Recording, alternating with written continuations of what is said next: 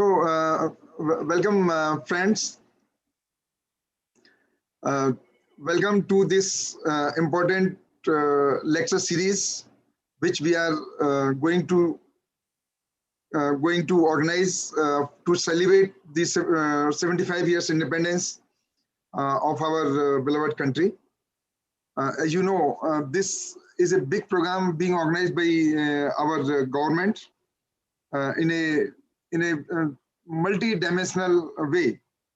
ICAR also has been given responsibility for conducting many activities, and one of that activity is to have a lecture series, 75 lecture series, which is on a weekly basis on various topics from the eminent personalities.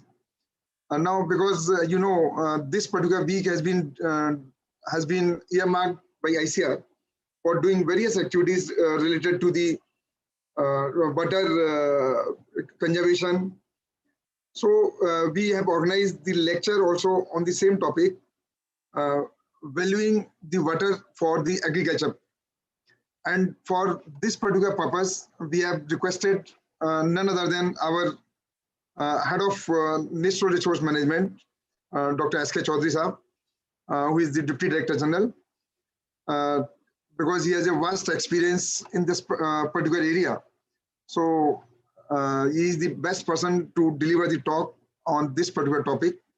And every week we shall be just intimating you about the lecture series. We have very eminent personalities for this lecture series from FAO, from CG centers, some Nobel laureates, some successful entrepreneurs, some motivational lectures from various our gurus and other persons who are involved in the personality development. So many such kind of, and educational lectures also. In fact, we will request certain vice chancellors also to deliver the lectures on various topics. So my request is that please join whenever we ask for this particular thing, and all these lectures will be available on the ICAR website for the future reference. They will be live streamed for the benefit of the students, for the other staff. And at the end of this 75 lecture series, we will have a compilation of all these lectures in the form of a document, which will be released at the during the Independence Day on 15th August 22. So with that note, I again thank each one of you for joining, and especially to the speaker, Dr. S.K.Chaudhari sir, for accepting this invitation.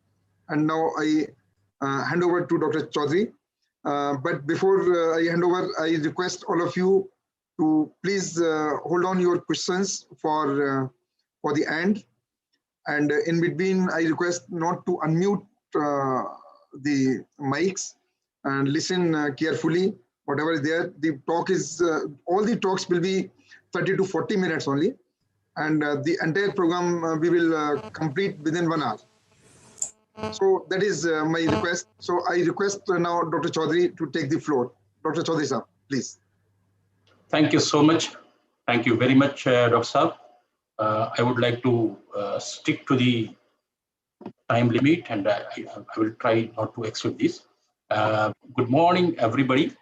I find very respected dignitaries here, vice chancellors of the university, our own DDG colleagues, and worthy directors of various institutes, scientists from ICAR institutes, as well as from the state agriculture universities. Almost all the faces at present on the screen are known to me, so I would not go in taking the names of each one of you. So I heartily welcome in this talk, and right in the beginning, I place on record my sincere thanks to Education Division for considering DDG NRM as this first speaker, as the theme is very closely coinciding with the World Water Day. And this is not only the first lecture, but in coming week, we are going to start first campaign as well. So water, which became very important issue. Now everybody knows the role of water in agriculture. Agriculture as a whole, if you consider, then probably the sector is so large and so big that it is very difficult to cover whole agriculture scenario in 30-40 minutes time. Therefore, my talk would be very close to the agricultural uses, particularly in the crops. And I will not cover much from the fisheries and animal sectors, although water is very important for animal sector as well as for fisheries sector. I know in this 75 lecture series, we are going to cover this aspect somewhere else. That's why I'm not going to repeat it, and I don't want to cover it in today's talk. Friends, as the country is celebrating now the Amrut Mahotsav, 75 years of independence. In these 75 years of independence, country has seen so many transformation as a whole, and more so in the sector of agriculture. Agriculture, when I mean, I includes all these sectors: agriculture, horticulture, fisheries, animals, and all other water uses which are directly or indirectly happening in agriculture. Agriculture also includes the water uses in agro-processings and agro-industries or agro-ecotourism industries, and for all the sectors that includes here. Slowly and slowly, I will try to give you the scenario which is emerging.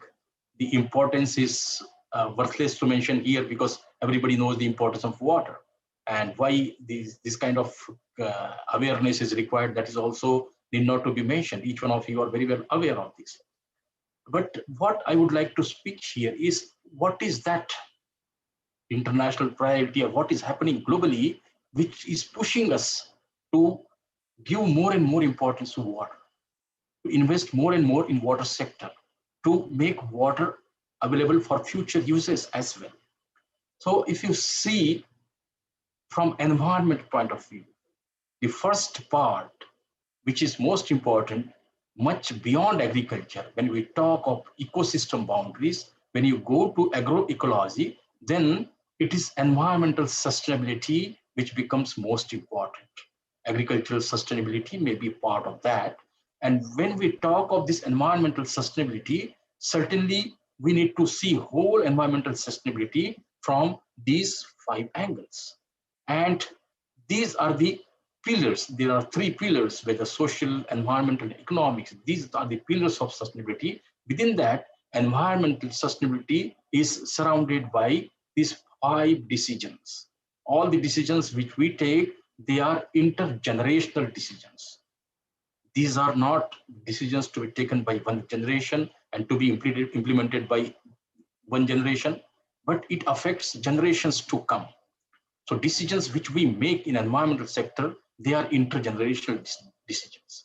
Where it's not like GDP, you are targeting something, this many percent, 5%, 6%, 8% GDP. Here you cannot have these targets because you are targeted welfare of the society and not the GDP.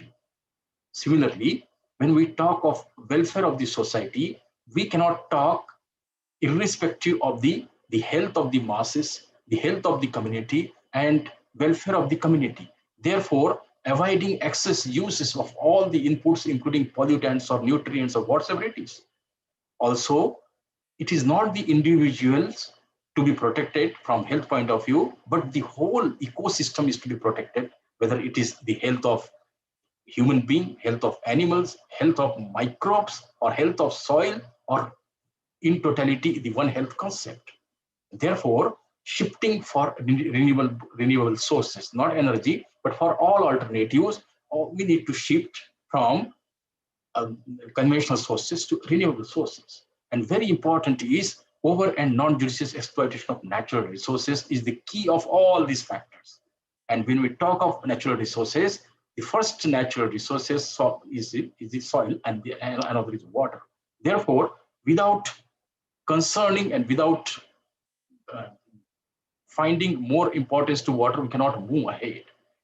today, when you talk everywhere, whether newspaper or all scenario of water sector as a whole, if you see, we talk of low water use efficiency. Then comes the water energy nexus, because most of the irrigated areas covered under groundwater sector, they require energy. And when it comes to energy, definitely it goes to greenhouse gases emission. And then GHG emission and global warming potential of those gases, and considering the water energy interface, then it becomes a nexus. If you increase one, another automatically increases. If you reduce one, another automatically reduces. So this kind of nexus and more water exploitation, water drawal leads to more and more gases emission. Then we are often listen to water guzzling crops. Why don't you convert whole Haryana and Punjab with low water requiring crops? This is the popular statement we see. But doing that, how difficult it is and how politically sensitive statement it is, we know that. Then groundwater utilization, highly imbalanced. The eastern part of the country, huge groundwater potential, but low use. The western part of India, less groundwater potential, but very high use. Rather, most of the blocks are converted to criticals or already gray blocks there. And then, particularly the western part, Rajasthan, Haryana, and parts of Punjab, poor quality waters. The saline water, sodic water, alkaline water, and toxicities. We often listen of the arsenic in water, fluoride in water, iron in water, boron in water. So these specific iron toxicities creating many ailments to human being, many infectious diseases also being caused because of the drinking of this water, and higher accumulation of these toxicants into the seed and food grains, that also lead to many problems. Rainwater management, although huge amount of rain we receive, if you compare to global scenario, we receive roughly 1,000 millimeter of water in the form of precipitation on average, whereas the global average is roughly 850 millimeter.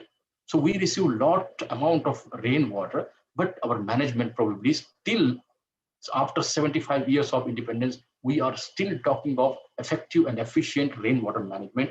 This is really a great concern. Now we are talking of the Sustainable Development Goals nowadays. And many of the Sustainable Development Goals given by the United Nations, the transforming our world is the theme by which we are trying to transform our lives. And water scarcity, soil quality, land degradation, and overall the impact of climate change on top of all these parameters. And if you see the present scenario of water availability, we say water scarcity when the availability is roughly 1,000 cubic meter per person. Water stress, roughly 1,700 cubic meter. With 1,500 cubic meter, already we are crossing very close to water stress nation. So we are already become a water stress nation, and that's why we need to have better understanding of whole water scenario, and agriculture being the major consumer of water in this country, we need to bother much and much, because this water availability will not be continuously uniform in coming years. The water available for agriculture sector is going to decline. There is intersectoral competition. The private companies, private entrepreneurs, the industry, they require more water. The demand is increasing. The demand of domestic sector is also increasing.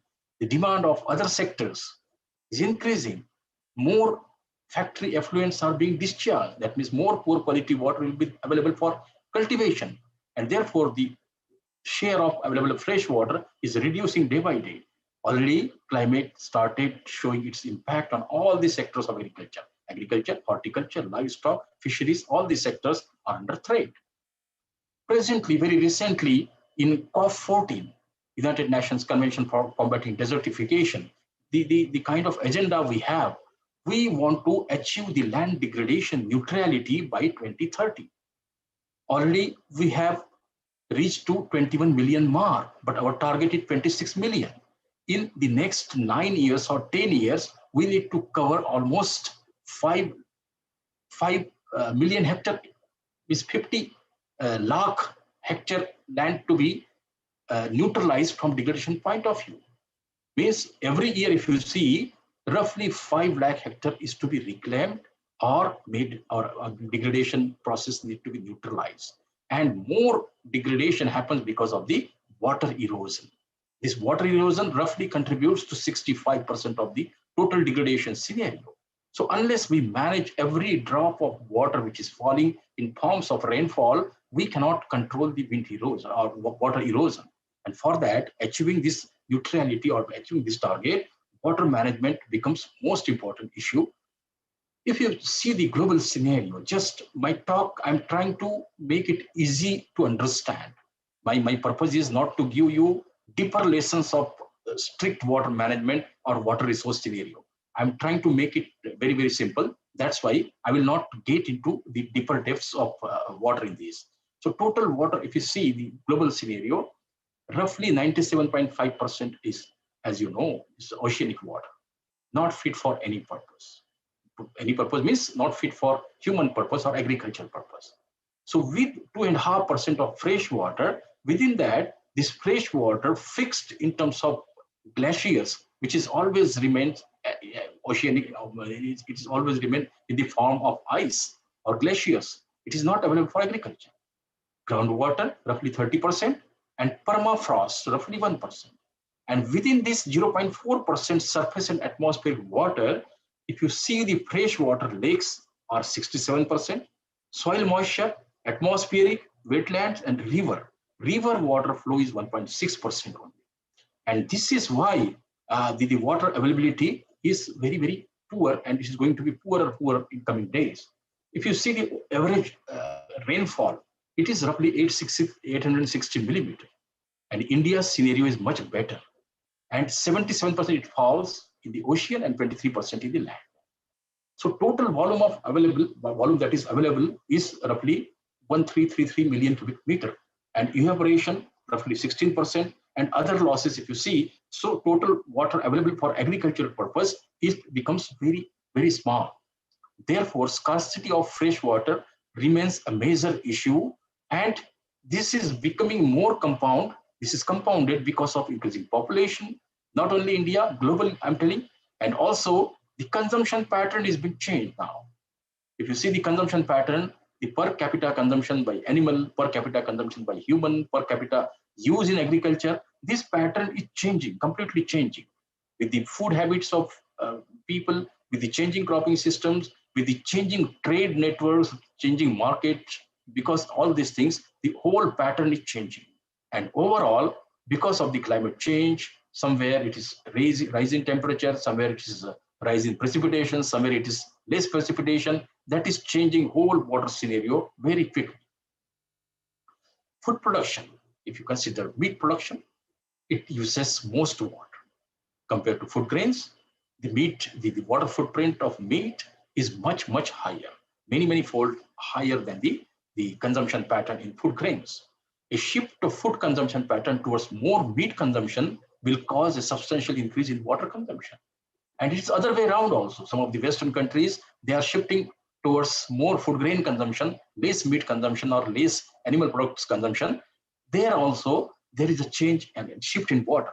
And here, when we talk of export of water, we are not only exporting the commodity, but we are indirectly exporting the water, which is called virtual water. And such virtual water export will certainly, after 100 years, after 200 years, certainly this will be a very, very critical issue in international arena and international markets. Here I have given some of the footprints, many of which are known to you. I will not take much time here.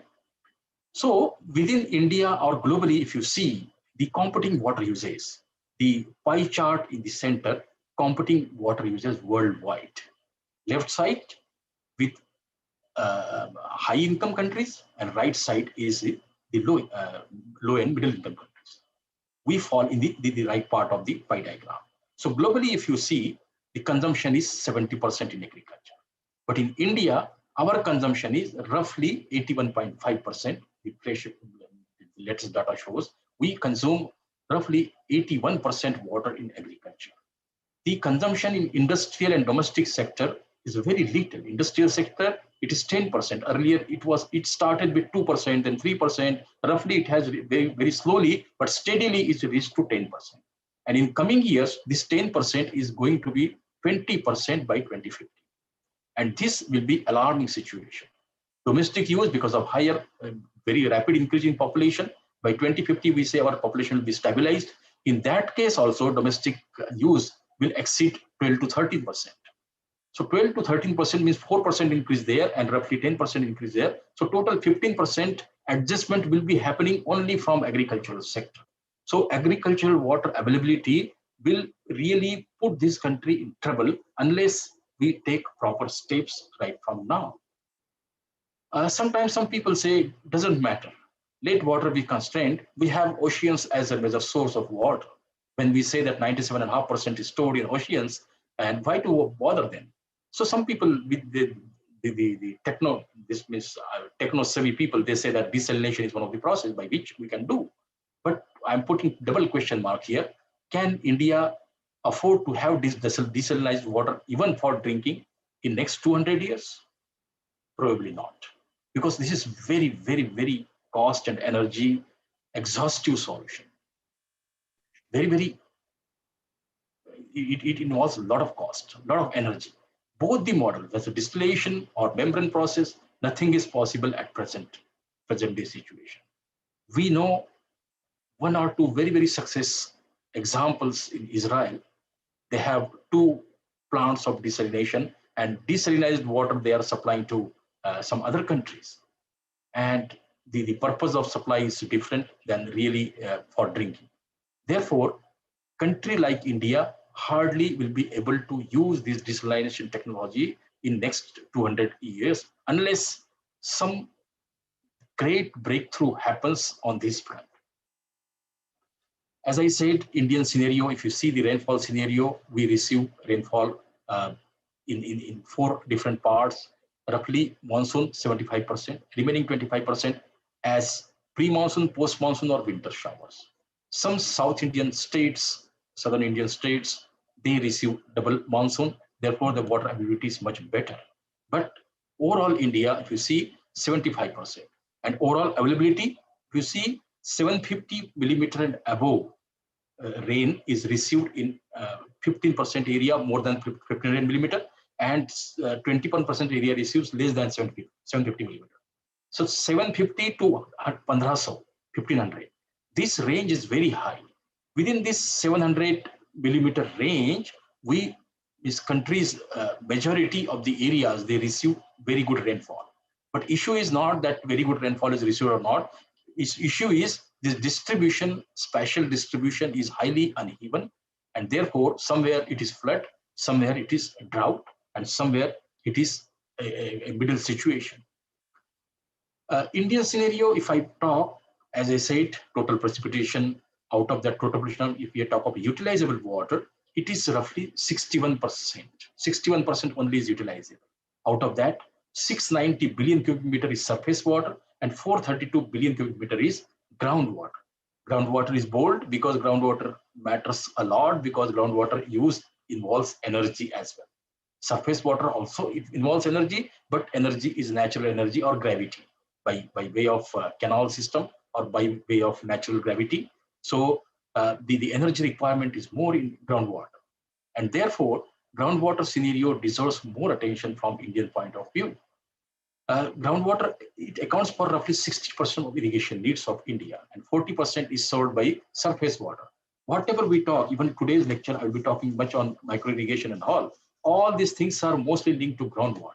Therefore, groundwater use and groundwater utilization, its judicious use is very, very important.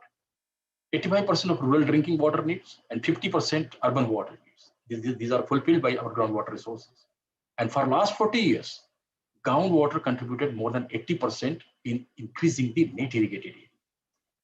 Forget of the last 40 years. Even now, if you compare last 5 years only, when we started, present government has started the program of Pradhan Mantri Krishi Sinchai Yojana. In PMKSY, if you see, before PMKSY, what was the situation of micro irrigation or total irrigated area, and now the situation, immediately we moved from 60% rain-fed, 40% irrigated area. Earlier it was, but now we have 50% irrigated and 50% rain-fed area. Means out of 140 million hectare, roughly 70 million hectare is irrigated now, and roughly 70 million hectare is rain-fed. Within irrigated sector, in last 5 years, there was a huge jump in the component of per water more water per drop, more crop per drop. Means use of micro irrigation has increased, and now total micro irrigated area is very close to 10 million hectare, which was roughly 5 million hectare 5 years ago, 5 or 6 years ago. So therefore, groundwater is very, very important. And in India's area, we talk much of groundwater. But when we talk of climate change and its impact on Indian scenario, our colleague Dr. Pathak, he has made some assessment, and he has given some points which are very, very sensitive and very, very important for climate change point of view and water point of view. So more rainfall in lesser time. If this is the situation, it will create more and more runoff, more and more soil loss, and more water erosion. And again, we have a target of achieving land degradation neutrality by 2030. How far we will be able to go unless we have some adaptive and mitigative strategy for climate change impact on water. Decreasing number of rainy days. So total number of rainy days, they are sharply declining now. Increase in precipitation is there, but precipitation intensity, then distribution of precipitation, this really is questionable. That's why in the area like Rajasthan, we get floods. An area which are much assured by rainfall, they are not receiving rainfall in time. For example, our Indo-Gangetic plains, the central IGP and the eastern IGP, we are not receiving rain timely. Glacial melt, all these will be the consequence of climate change, and the water sector will be affected by these. Floods, the events of flood, climatic extremes, these are also increasing every year. Frequency of drought in the areas where a lot of water was available, a lot of groundwater potential was there. Such districts and such areas, they are finding many drought incidences and events every year.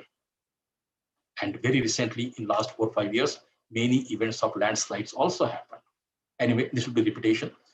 But one other aspect of groundwater exploitation, we often talk of states like Punjab, Haryana, parts of Rajasthan, southern parts, South India, many parts of Tamil Nadu, parts of Karnataka, parts of Telangana.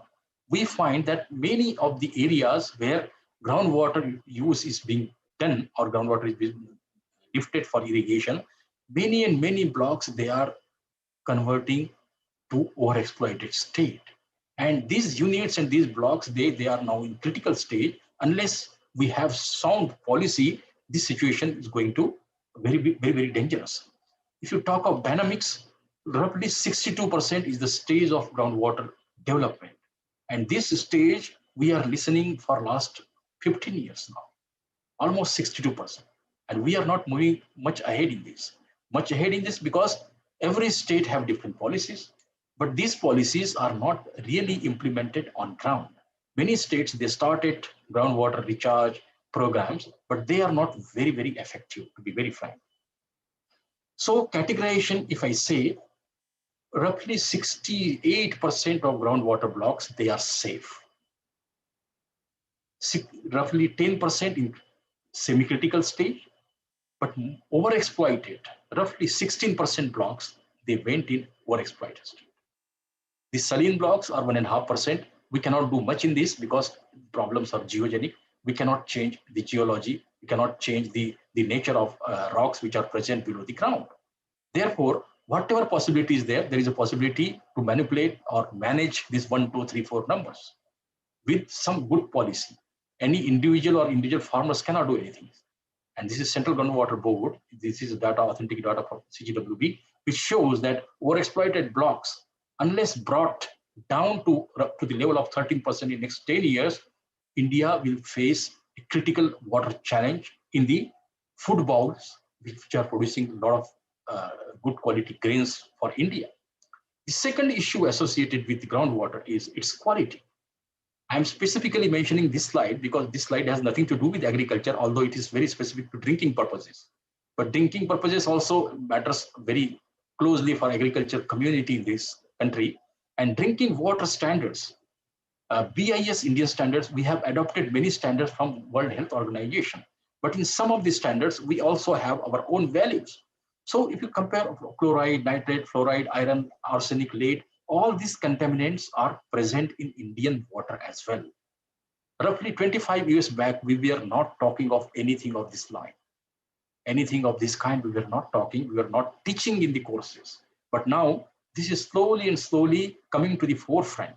And therefore, we are worried for some of the toxicants, their appreciable concentration in drinking water. So most of the if you see the contaminants, 300 districts are identified in 21 states where nitrate contamination or nitrate problem is there, where nitrate concentration is more than 45 milligram per liter, whereas the global standard is 10 ppm. In India, we follow this 45 milligram per liter standard, assuming that up to this level, Indian population can tolerate this nitrate. And this 386 districts where nitrate consumption is more, these are the same districts where urea consumption is more. So more urea-fed lands, they have groundwater which has appreciable concentration of nitrate. Nitrate is no good for human being, also for the animals who are drinking this kind of water. The second most important contaminant is fluoride, particularly the western part of the country. Fluoride, there are areas, particularly in dry zones, there are areas where fluoride concentration is much more, roughly 4 ppm concentration. 1.5 is an allowable limit, but concentration is increasing day by day. The iron concentration is more in the areas where iron mines are there, where laterite soils are there, where the areas where iron-rich minerals are there in the soil, particularly the eastern coastal part and some western coastal part. And surprisingly, the anemia is more in this area. Just see, this is just contradictory. Iron concentration is more in water, but more anemic women are present in this region. It is because of the form of iron, which is palatable for human being. This is not present. This is toxic form of iron. Next is the salinity. These waters, saline water, may not be toxic for human being, but certainly these waters are concerned for agricultural fields because many crops, they do not tolerate higher concentration of salinity or salts in the soil, in the water. And therefore, this use of saline water, particularly in Rajasthan, Gujarat, Haryana, and parts of Madhya Pradesh, parts of Maharashtra, and the whole semi-arid belt, arid belt and semi-arid belt, water quality is very poor because of the appreciable concentration of salts in this. The other toxicants like lead, cadmium, chromium, these are very rarely found in Indian waters, and if found, the concentration is not interfering with the human or Indian population. The classical example from West Bengal and Assam, the arsenic content in groundwater, it is creating a lot of diseases in human beings. The fluoride, the fluorosis, the dental fluorosis is the consequence of higher concentration of fluoride in drinking water. The human structure, the skeletal also get affected. Somewhere, some physiological deformities are formed. Not only diseases, but it leads to some deformities also. So skeletal fluorosis with stiffness in neck and hands and legs and spine also.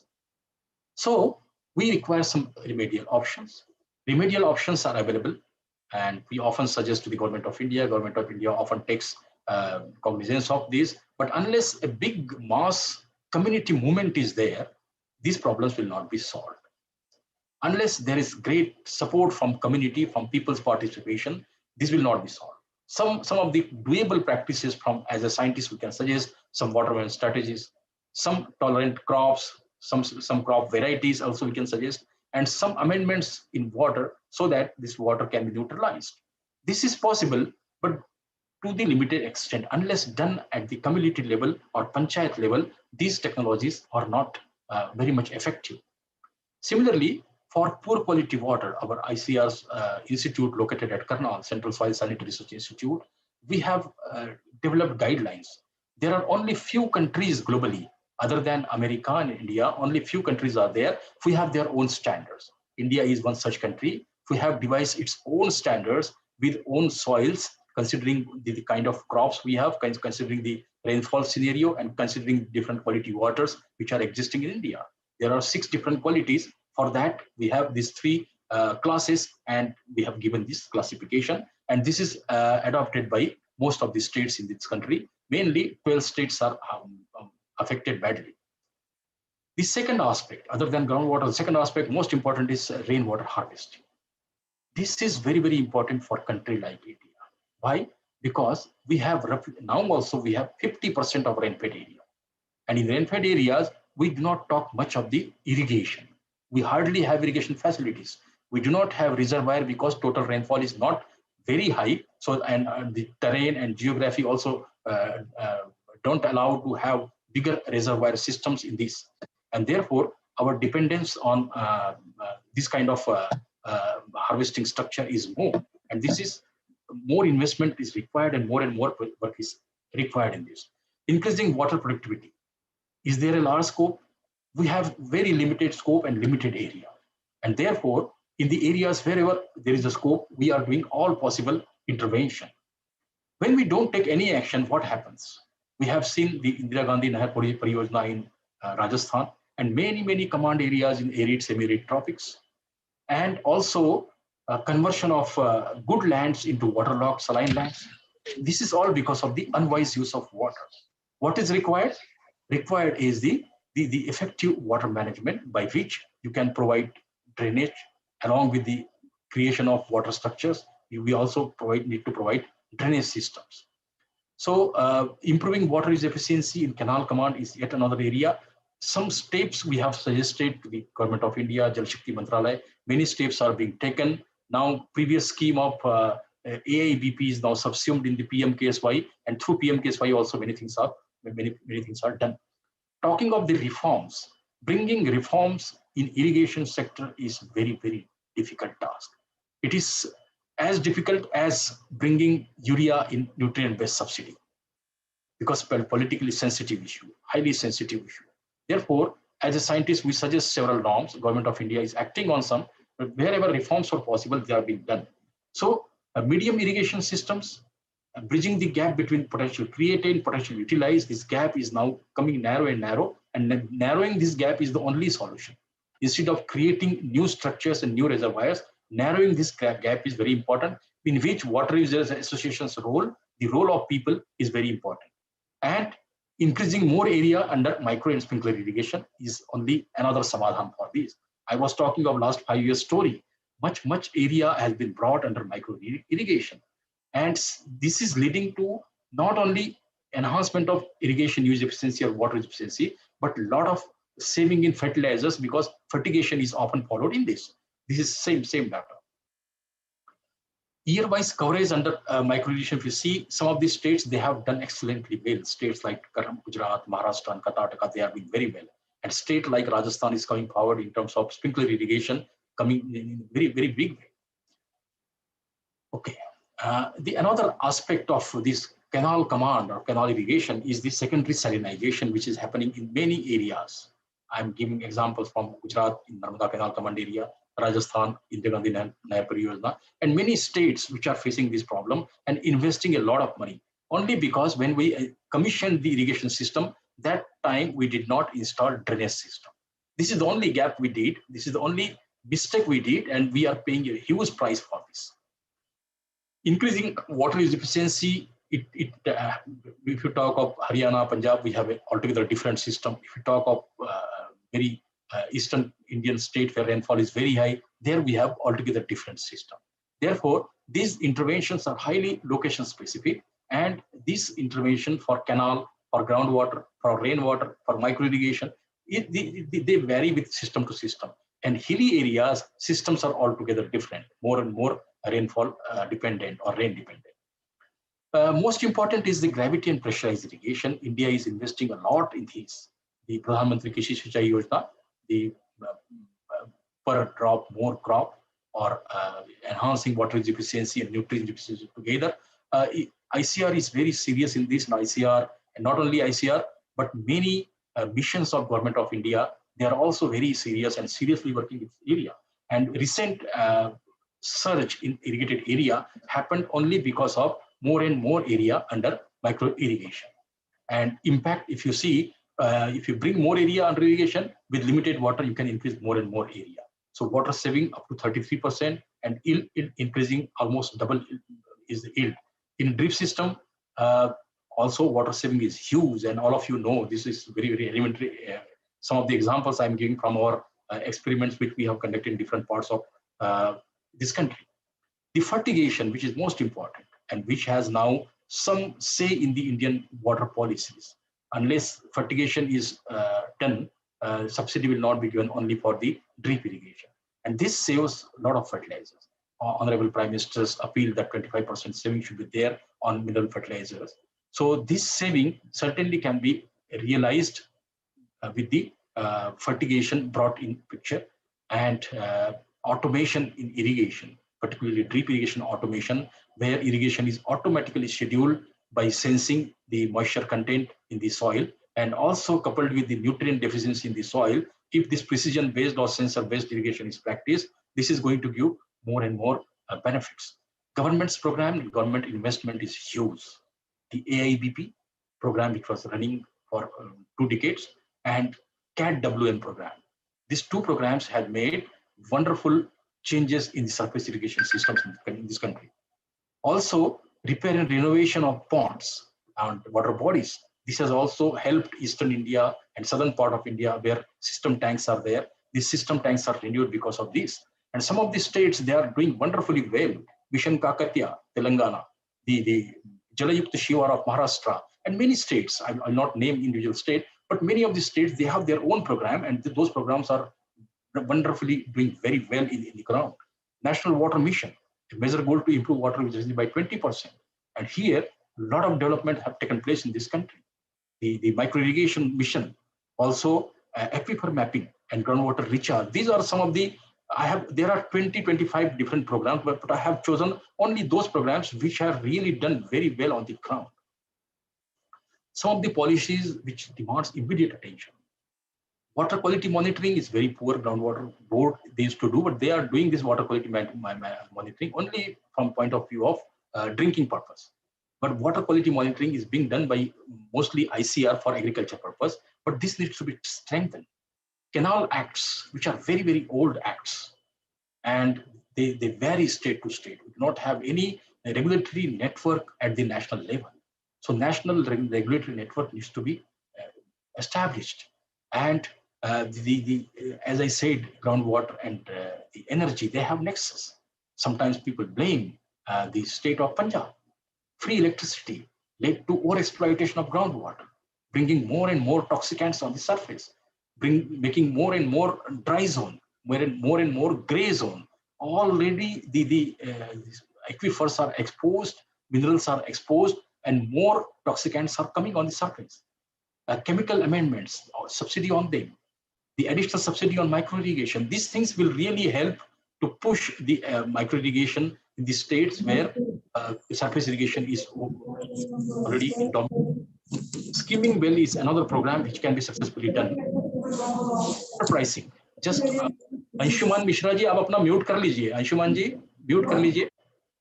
Yeah, water pricing. India is a country where 1 liter water is available for 0.0025 paisa to 25 rupees. You can imagine how much variation, 10 to the power 6 times variation, 10 to the power 7 times variation. 1 liter is available for 0.0025 paisa also, and 1 liter is available for 25 rupees. The packed bottle which we use in star hotels, it is being sold at the rate of 25 rupees. And if you purchase on airport, it may be costing much more. So this kind of variation, because we do not have any pricing policy, water is always assumed as a free commodity because it is naturally given. So water, soil, we almost consider it as free commodity. The land which we are purchasing, sometimes you pay for that. But for water, nobody pays. If you see the total water charges we are paying for canal water, hardly it comes to 0.0025 paisa per liter. And therefore, strict water pricing norms and policies, they are required. And we do not have any statutory powers to collect and retain the portion of water charges, any state, and do not have any kind of control over here.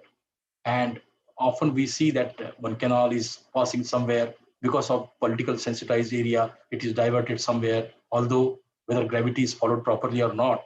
Canal is designed in such a manner, it gives benefits to some specific people. And therefore, if we look the whole sector, probably whole sector will lead unless effective agricultural water management is practiced. And for that, you require comprehensive and ecological approach. Unless that comprehensive and ecological approach is there, one problem will lead to another problem. Solving one problem, you'll be creating another problem. Global program and synergy. Probably the India, we are doing the way we want. Many of the countries like Australia and many more countries, I will not name there, they have chalked out their water frameworks. They have chalked out their water policy. We also chalked out our water policy, but we are not moving as per our national priorities and national water policies. And therefore, we need to learn from the global programs, which are doing excellently well, and they have established their irrigation districts. Like we have our administrative districts, people have irrigation districts. We do not incentivize the consumptive use of water. Those who are using in command area, those who are using surface water and groundwater conjunctly, we are not giving any incentive to them. We are not promoting them. We are not encouraging them. Because that is the strategy which will save some water to irrigate more area which is presently out of irrigation.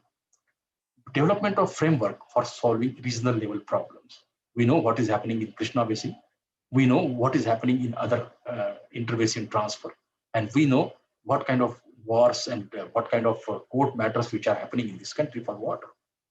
Similarly, although the states are trying to popularize micro irrigation in canal command, but still micro irrigation is mostly followed using the groundwater. So only limited success is there in promoting micro irrigation in canal command. Unless this is done, we will not be able to cover whole command area or whole commissioned command area to bring it complete irrigation. Also, some kind of policy is required to link the solar energy with the groundwater use and its use through micro irrigation. So giving subsidy only for micro irrigation will not suffice unless we tie it with the drip fertigation and also with the solar use of solar pumps. Unless three things are tied together, this problem is not going to solve. And if these three things are tied together, this will be a great boost to irrigation sector in India. The automated irrigation system, whether on farm or canal performance, both the systems need to be linked with the automation. If we do automation in this, probably the water use efficiency will be enhanced to 90%. Present water use efficiency, hardly we have 40% use efficiency in canal system. That can be enhanced to the level of 90% if we do canal automation and go for automated irrigation system.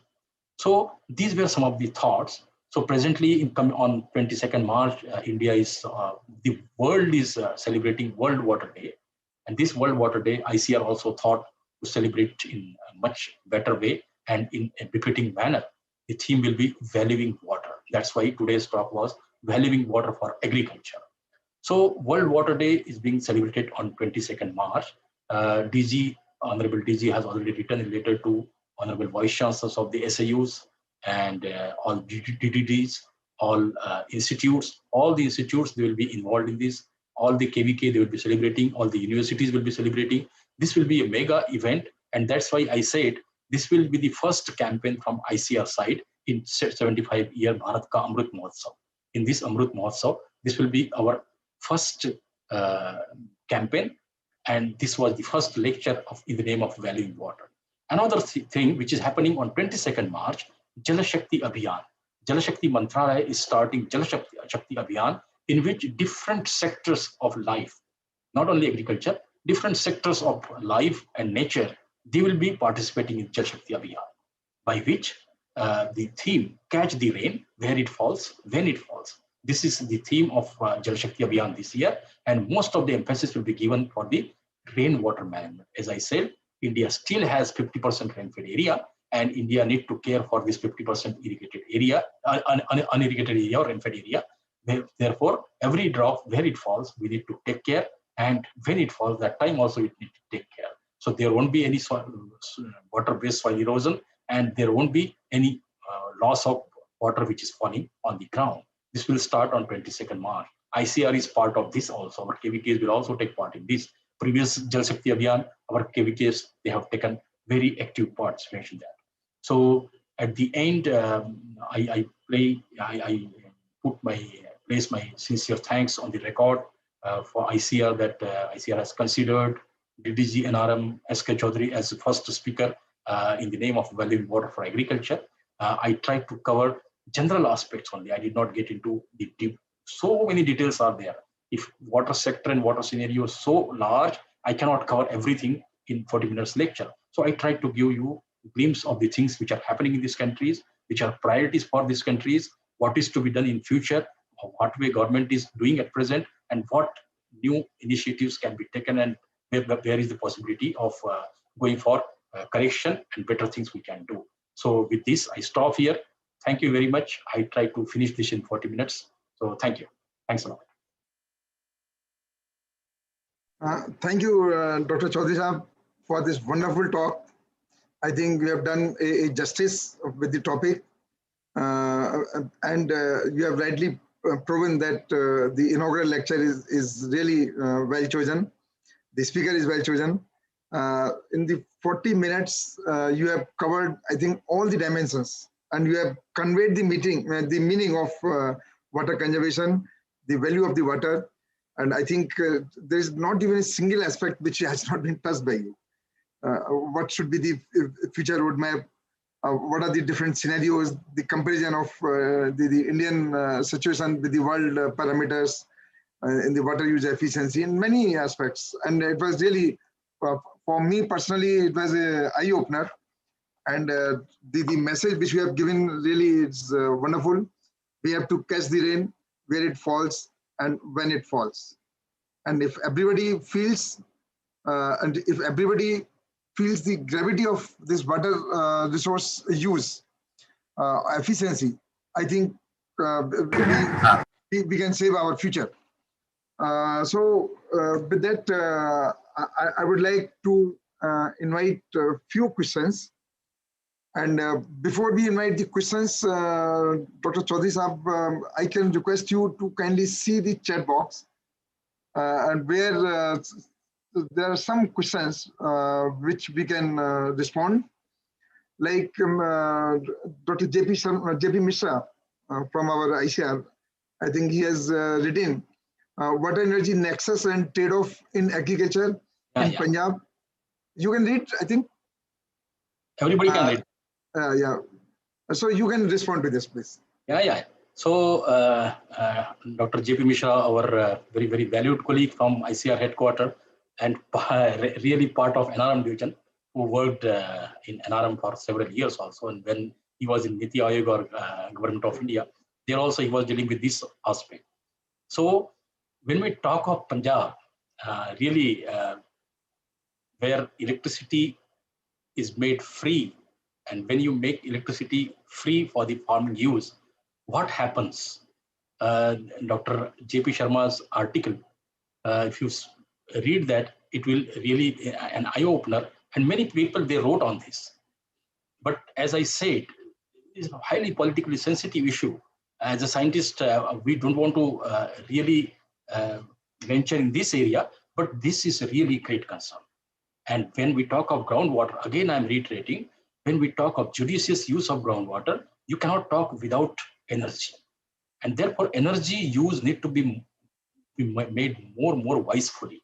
And this nexus, because it leads to greenhouse gas emission. Not only greenhouse gas, energy itself is a very sick sector for this country. We all concern for energy. Energy doesn't come free. Although it's made free, but in real sense, it involves a lot of investment. And government's investment on this particular energy sector, and we are making it free for the other sector. And this is not only helping farmer to irrigate their lands, but we are creating a great problem for future. As in my talk, I said, you solve one problem, you create 10 new problems. And this is one such example. So thank you, JP Mishra, for raising this. Second question, Adinath Paslawar from Maharashtra. Ashutosh Upadhyay. हाँ, आशुतोष का कहाँ पे है? Just after Dr. JP Mishra. मेरे इसमें Adinath Okay, no problem. can Anyway, just मैं आशुतोष जी का बोल देता हूँ. Anyway, this was appreciation because he's my old colleague and we always think in the similar line. So this is kind of appreciation he's giving. How farmers can be educated about increasing water efficiency is a challenge and need to be thoroughly discussed and presented.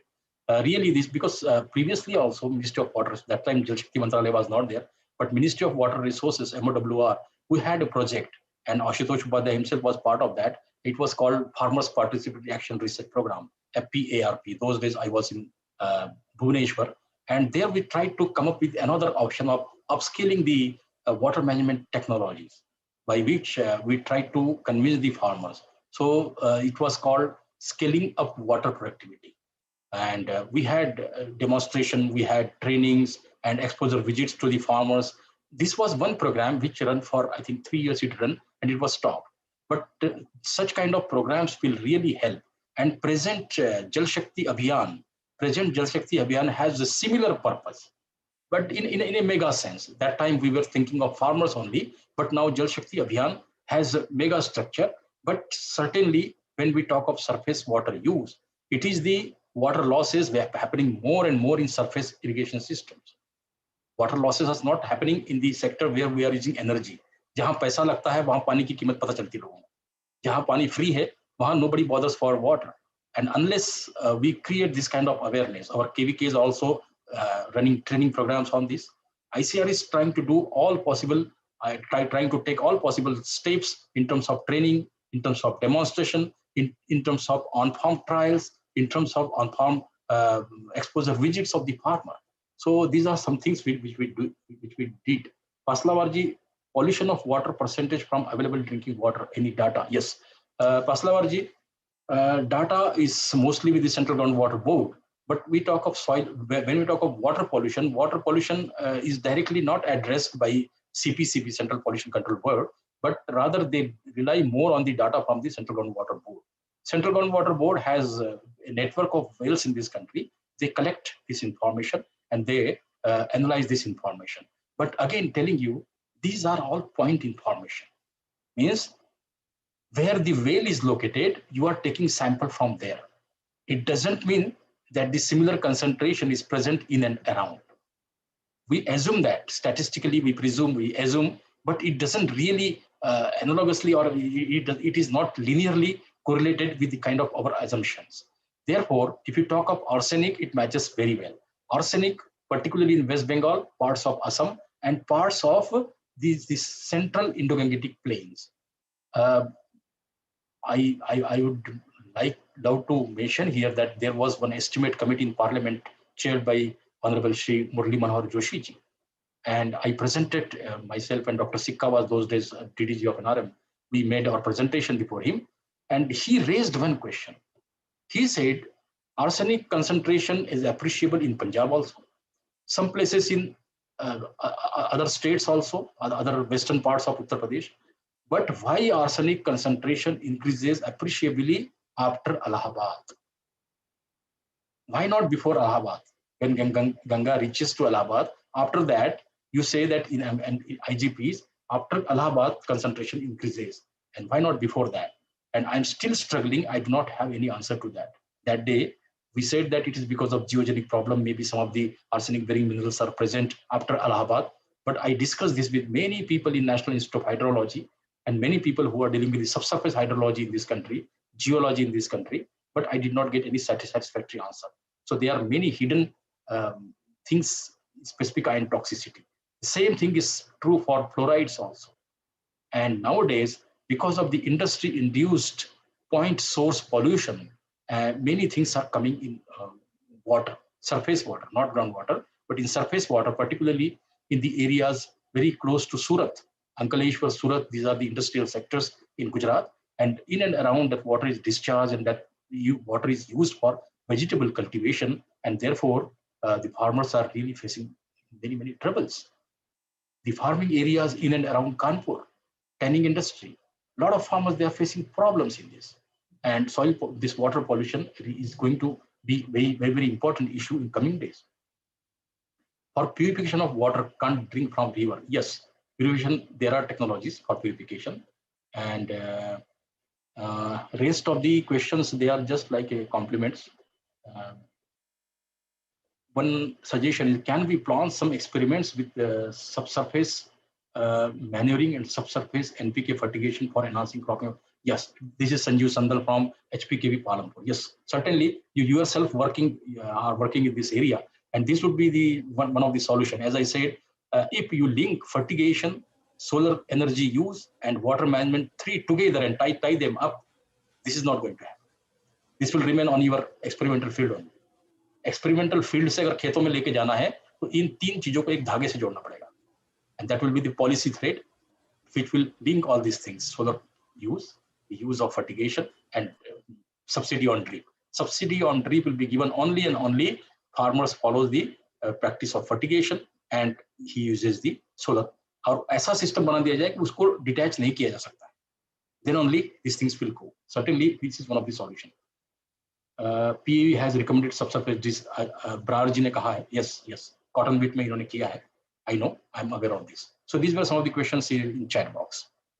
Thank you very much for relevant Somebody questions. is asking whether water policy is in place or not. Yeah. Yes. What national water policies? But our policy, when we talk, no, पानी को अगर ऊपर से देखोगे तो ऊपर ही देखते रह जाओगे. जमीन पर देखने के जब जमीन के प्रॉब्लम्स है, जमीन की जो रियलिटी है, the land ground based issues, they are altogether different. They are the issues which are governed in the national water policy. They are all to be viewed from synoptic point of view. They are viewed from the space, but real ground issues, they are not covered here. For example, there was a scheme when I was working in Odisha. There was a scheme for groundwater recharge. Now, groundwater recharge scheme was considered one of the successful schemes those days. Total investment done was huge, and when number of wells dug and total area was calculated, surprisingly, the area was much higher than the agricultural area of the total Odisha. So this also happens because the scheme was not implemented properly. The kind of subsidy and support was given by the government. It was in participatory mode. 25% was to be given by the farmers, but it was not strictly monitored. The result was that people took money, but they didn't dig the wells. It was shallow bore wells. 8,000 rupees ki baat thi. But even then, that program was not successful. On the other hand, there are very, very successful programs, and some of the states, they themselves drafted their own policies, like state of Maharashtra, state of Karnataka. They have their own policies. They have policy for surface water, means canal water. They have policies for groundwater. They have policies for rainwater also. And those states are doing excellent. For example, Jalayukta Shivar Yojana of government of Maharashtra. It has really helped. It has really helped to conserve rainwater and also increase the groundwater recharge. Similarly, Mission Kakatiya is one of the scheme of the government of Telangana. It is also helping the government of Rajasthan. For last 10 years, they also implement some of the scheme. One scheme is called Diggi Phawara system. It is just to harvest the rainwater, have some diggi, and then use that water through sprinkler irrigation. And that is really bringing much more. It has made many parts of Rajasthan green in the zones where it was otherwise not possible. Even very precise spices crop, people are growing with that. The very close to this Jaipur area and Junjunu, Churu, all these districts, they are really taking advantage of this scheme. So policies are there, but it is all seriousness of the states, how seriously they are implementing. Ashaf, I want to ask a very yes, please. Very layman question, a question that bothers me all the time. I have raised one or two occasions also. Maybe this has come up for discussion. I was not here for some time. It's simple कि जब हमारे पास पैसा है 4 लाख 5 लाख रुपए और हम tubewell deep bore कर लेते हैं, खासकर आप गुजरात में जाइए, महसाना एरिया में, तो 700-800 फीट की बोरिंग जिस आदमी के पास पैसा है वो लगा लेता है, या और क्षेत्रों में भी. लेकिन हम ट्यूबवेल लगा करके पड़ोसी खेत का पानी खींचते रहते हैं, अंदर कोई डिवीजन है नहीं, उसी पड़ोसी को बेचते हैं 12 रुपए घंटे 14 रुपए घंटे. अब कोई ऐसी पॉलिसी आएगी जिसमें कि पड़ोसी के खेत का पानी खींच करके अगर हम किसी दूसरे को बेचते हैं या पड़ोसी को ही बेचते हैं तो उसके ऊपर भी प्रतिबंध लगे और कुछ ऐसी नीति बने ताकि इसका दुरुपयोग जो है रुके और जो एक्सेस वाटर माइनिंग हो रही है उसके ऊपर भी कुछ कितना हम लगा सकते हैं। एक ट्यूबवेल अपने खेत में लगाते हैं, उसकी सीलिंग हो, इससे ज्यादा पंप नहीं कर सकते हैं, तो इकोनॉमी के ऊपर थोड़ा सा फर्क पड़ेगा। बिल्कुल सही बात आपने छेड़ी और इतनी पॉलिटिकली सेंसिटिव बात आपने छेड़ी है तो लेकिन मैं आपका जवाब देता हूं।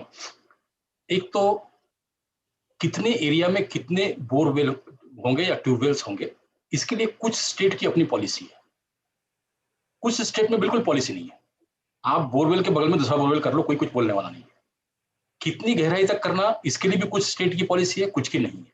फॉर एग्जाम्पल, जो कोस्टल एरियाज है, coastal area particularly eastern coast के जो एरियाज है, वहां पे सेंट्रल गवर्नमेंट की एक पॉलिसी है कि आप कोस्ट से 50 मीटर दूर तक, 100 मीटर दूर तक, सॉरी 50 किलोमीटर तक, कोस्ट से 50 किलोमीटर अंतर तक आप जो डिगिंग है एक सर्टेन डेप्थ के नीचे नहीं कर सकते।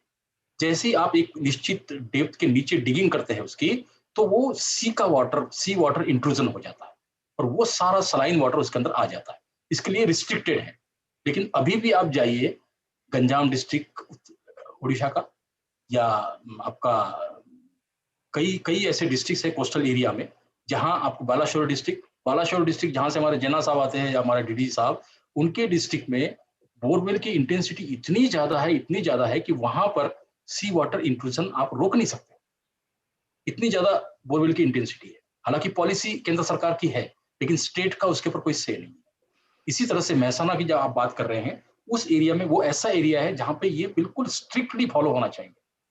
जैसे आपने एक जगह किया, वहां से कम एक डिस्टेंस हो, प्रिस्क्राइब डिस्टेंस हो, साइंटिफिकली कैलकुलेट डिस्टेंस हो, उतने एरिया के बाद ही आप दूसरी डगवेल या बोरवेल या डीप बोरवेल आप बना सकते हो। और डेप्थ के भी डायमेंशंस ये फिक्स होने चाहिए। लेकिन इस पर डॉक्टर साहब अभी राष्ट्रीय स्तर पर कोई ऐसी स्ट्रिक्ट पॉलिसी नहीं है और स्टेट टू स्टेट ये वैरी हो रहा है। बाकी आपकी कंसर्न भी बिल्कुल जायज है। नहीं सर, वो सवाल तो रह गया हमारा कि जो पड़ोसी के खेत का पानी हम खींच करके पड़ोसी को बेच रहे हैं, ये तो एक जनरल पॉलिसी होगी कि कितने एरिया में कितने लगने चाहिए, वो ठीक है। और खासकर जब डिविजन्स फार्मलैंड छोटी हो जाती है, 1-1 एकड़, आधा एकड़ खेत है और अगर पैसा हुआ तो हर आदमी आधे एकड़ में 1 एकड़ में लगा रहा है, तो बिल्कुल पड़ोसी खींच रहा है। अगर 500 एकड़ है तो फिर भी चलिए अपने क्षेत्र में सीमित है और फिर उसी पड़ोसी को बेच रहे हैं। इसमें सब मतलब एक चीज तो ये है कि आपको ये बताना पड़ेगा कि पड़ोसी के खेत से पानी खींच रहा है, ये तय करना बहुत ही मुश्किल काम है। ये जो पानी आ रहा है, इसलिए मैं कह रहा हूँ कि 2 बोरवेल के डिस्टेंस से ही आप इसको स्टैंडर्डाइज कर सकते हो। आप ये नहीं कह सकते हो कि ये जो पानी आ रहा है कि इसी पड़ोसी से आ रहा है जिसको आप बेच रहे हो। ये बड़ी एक समस्या है। ये तो पूरी साइंस है सर। एक ट्यूबवेल का रिचार्ज एरिया कितना है, ये तो साइंस बता सकती है आराम से जो है। आपका रिचार्ज एरिया से नहीं बोल रहा हूँ मैं। रिचार्ज एरिया सिर्फ ऊपर का नहीं है। रिचार्ज वो तो आप सरफेस हाइड्रोलॉजी को क्या करेंगे आप? सरफेस हाइड्रोलॉजी तो अपना रोल प्ले करती है ना। ये तो सरफेस का रिचार्ज की बात कर रहा हूँ। ठीक है sir, we take next question from Dr. Majibur Rahman. Dr. please. Majibur. Yes, sir. My question, sir, is in fact we have a problem about this rice crop. Earlier, because of this cash value, market value of the rice, this crop is now spreading to the areas which are deficient of water, and this proportion of irrigated rice is increasing day by day. So, is there any policy where we can put some check for the farming of those crops which needs more water in the areas where the ample water or the rain water is less water is available, sir? This is my question, because there is a lot of wastage, rather wastage of water while we do this irrigated rice, sir. Especially in the UP, in adjoining areas, the proportion of irrigated rice is increasing day by day because their farmers are getting good price of their produce, sir. Good. So it is not the western part of UP, and but many parts, and it is said many a times, in so many times Parliament also discusses this, and very regularly we receive questions on this line. The areas which we used to say that should shift from rice wheat cultivation to some other cultivation, or rice cultivation, particularly in Kharif, to some other cultivation. We know, I don't want to name those areas. ICAR and state agriculture universities drafted some notes on this and made the presentations also. And we have given list of crops which requires reassessment on the point of view of water availability and the water requirement of those crops. But it is not that easy to replace using a single policy. But certainly to discourage use, like what did by Chhattisgarh government roughly 15 years back. Also, one system of cultivation in Haryana and Punjab, it was called Sati. Sati was a system which was very, very popular for summer rice. So this was discouraged by strict laws, by enforcing such strict laws.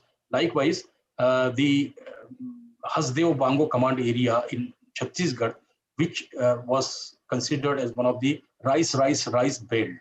So all 7 districts under that command area, where rice was very popular. So third rice, summer rice, was forcefully discontinued by bringing and enforcing strict laws for that.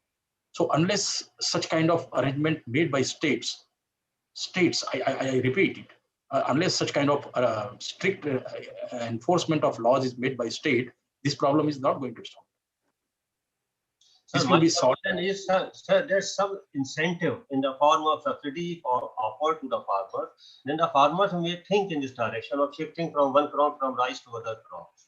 If some area which you are discussing, I understand you are referring to Bulandshahr, Muzaffarnagar, and your Saharanpur, parts of Saharanpur and parts of these Meerut districts.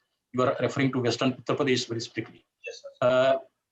Sugarcane cultivation is one such area where a lot of water is used. Also, the industries in and around, they are discharging very poor quality effluent in some Budha Nala, Kala Nala. Those are the systems there. And that water in some areas is being used. And some area where intensive rice is being used, we have given some recommendation to government of Uttar Pradesh that time also. And for last 2-3 years, we have given recommendation through one of our projects we have given. But so far, nothing has happened. But we are trying to popularize another system by providing some incentivization or subsidy to some crops which can be intensively grown using the drip system.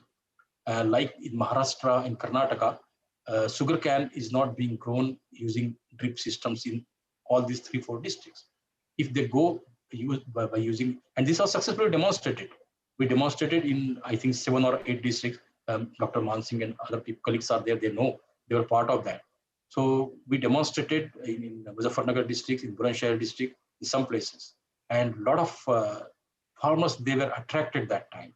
And some of the farmers, they themselves came forward and they did. But from government side, we are still waiting for such kind of decision. Okay. Thank you, sir. Thank you, sir. We can take one last question if there is anybody interested. Otherwise, we can just conclude now. Okay, so I don't see any hand raised. So may I request Dr. Venkateswarlu, our Assistant Director General, to propose a formal vote of thanks. Quickly, please. Thank you, sir. Good afternoon, everyone. It's a great pleasure and honor to express our sincere gratitude to Dr. S.K.Chaudhari, DDG NRM, to start a great journey in the name of ICAR Lecture Series 75. I think, sir, we are really thankful to you. And the topic you chose, and it is aligning with the World Water Day, and not only important, everybody knows the importance of water, and also being Indians, we have a great value to water. It is considered auspicious for many, many events and occasions for water. So I think for our great journey, what we planned to celebrate Indian independence for 75, I think is a wonderful beginning. And we are confident with this auspicious lecture, we will be definitely moving forward and aligning in the journey aligning with such great events, because now in the next few days we are going to celebrate World Forestry Day, World Meteorological Day, World Environment Day, and also Milk Day. So definitely in this journey we would like to align and make a academic and intellectual discussion and deliberations. And with this, I once again express all of you as thanks to all of you, and particularly to Chaudhari for giving a comprehensive coverage, comprehensive encompassing the global inventory, consumption pattern, climate change, and particularly policy issues and regulatory framework. So, sir, you have given several insights, and with the active participation of all the participants, and I sincerely express thanks to all the participants, and also we expect your participation, continuous support in next to 74 lectures also, and we look forward for the participation in the series of lectures in the celebration of Indian independence for 75. So with this, once again, I thank, and special thanks to our DDG, Dr. Agarwal sir, who has taken responsibility, and the education division is given this nodal as a nodal division for conducting these events, and definitely we will be taking all your support and move forward. Thank you once again. Thank you all. The next lecture is on the topic precision mechanization, a strategy for sustainable food security and enhanced farmers' income, by none other than our Deputy Director General Engineering on 25th of March. So we will just communicate in time, and then we are going to have, as I told you, many interesting topics, and we may have one talk by Baba Ramdev also, by many other eminent speakers, many directors. So thank you all once again for this. Thank you, Dr. Saab. Thank you.